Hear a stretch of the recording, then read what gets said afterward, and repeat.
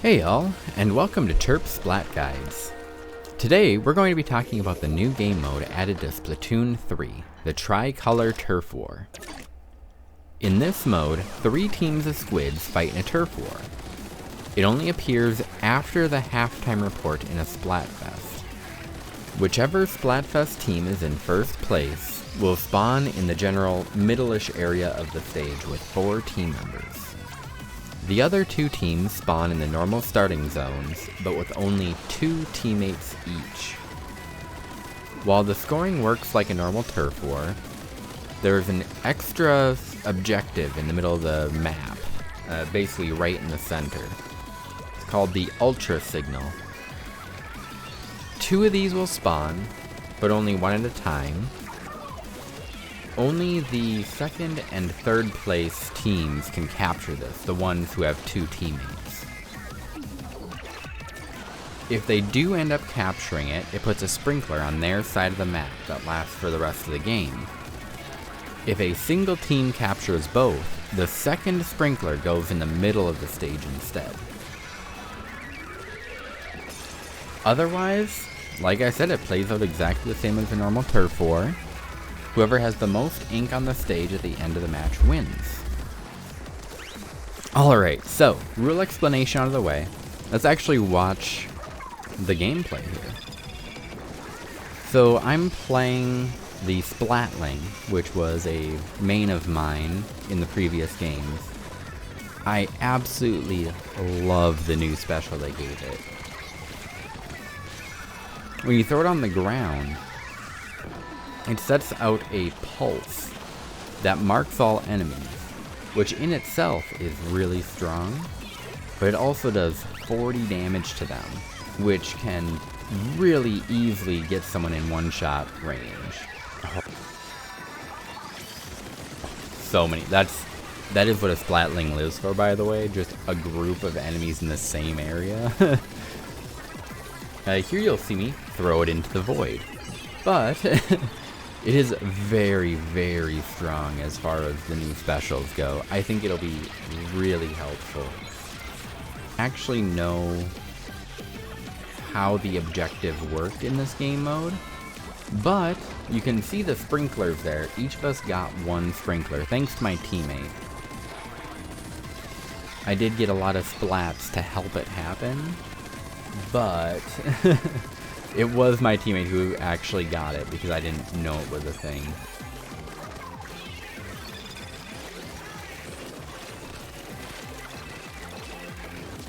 Ooh, that was a nice strafe away.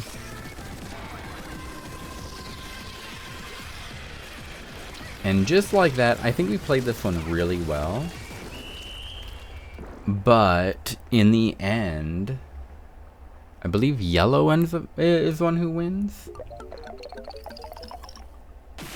No, that's right, we both got beat out by red. We probably could have won that, but we didn't cover our area very well. So for this game, I decided just to use the splatter shot, which is the kind of default weapon. The reason I changed to it is, as you can see, it's way better at marking turf. I immediately recognized why we lost the last game. And it was in no small part to us just not even trying to actually cover turf. The new rocket special they gave it, I don't know how I feel about it yet. I think I need a little bit more practice.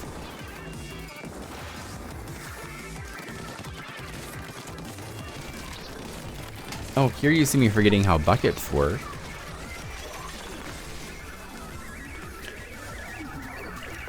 But the new rocket seems pretty hard to aim, to be honest. We'll see how it turns out once I get a little bit more time with it. But I think I only ended up getting like 1 splat with it or so.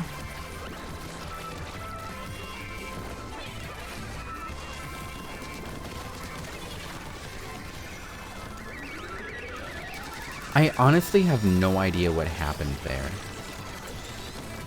I'm not sure if they had like a shield or something along those lines. I didn't see the glowy eyes that would signal that they had a shield up, but they took a lot of hits.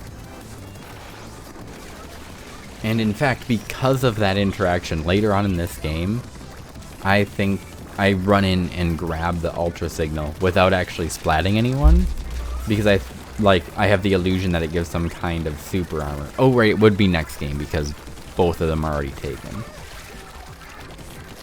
As you can see, the game just got way harder since yellow got that. They get so much ground covered for free.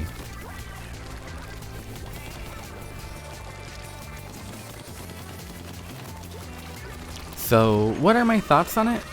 Honestly, I'm not sure. I do really like the mix-up to the Splatfest grind. After 2 games of doing hours of back-to-back turf wars to get those sweet, sweet snails, yeah, anything different is welcome. Turf War really could use more direction, and having an objective like the sprinkler helps a lot to kind of keep everyone in the same area, encouraging fighting and just making it a bit less hectic. Or I guess maybe more hectic. Though the issue, like all asymmetric multiplayer games, it's kind of hard to tell how balanced it is. When you look at the numbers, the only objective score that we have, the winning team at halftime absolutely plummeted after the Tricolor matches started. This could have been due to, the other teams rallying, rather than any kind of a balancing issue. Just a good motivation to do better. However, either way, it did seem that the central team was at a disadvantage. They have 4 players compared to their opponent's 2, so they can cover ground easier. For the ink coverage, though, they are at a disadvantage. Both of their enemies have a spawn area, which on many maps is a kind of safe, guaranteed turf area. On many maps, it'll have one kind of tricky single choke point with like a grate or somewhere just difficult to get up in order to get into that safe area. So for the side teams, in this case blue and yellow, they basically had this area of free ink the entire game. And if the central team did go to try and capture these side areas, well, it left the signal open. And that signal is pretty much an automatic win for whoever gets it.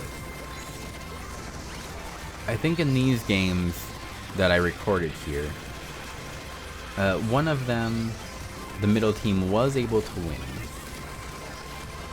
The red one once, yellow one twice. So it is possible to win despite the sprinklers being taken.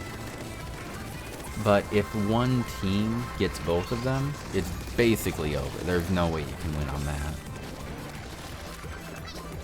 It's a bit different if the central team could be on like comms and actively talking with each other, coordinating roles, call-outs, all of that.